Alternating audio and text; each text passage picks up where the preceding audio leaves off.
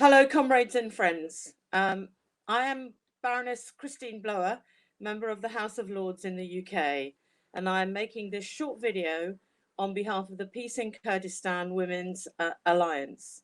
We have written an open letter in support of the HDP in Turkey, and in particular in support of our sisters who have worked so hard on the political stage to try and prevent the kinds of brutality and injustice that women face in Turkey.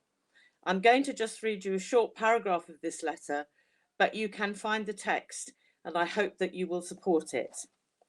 In Turkey, we have witnessed an ever-accelerating rise in femicide, in domestic violence, and anti-women policies, which are aimed at suppressing Kurdish women and Turkish women. And generally, these women have been at the front of the struggle to turn the tide.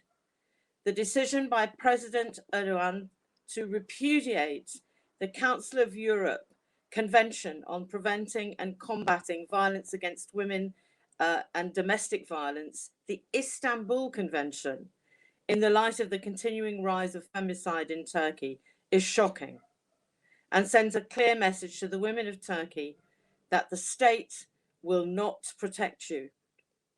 It has been inspirational to see a party, the HDP, at every level of leadership, confront these developments.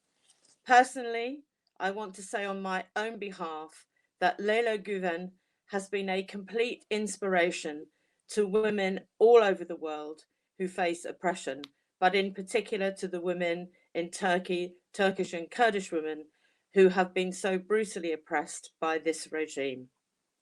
I stand in solidarity with you, sisters. Solidarity.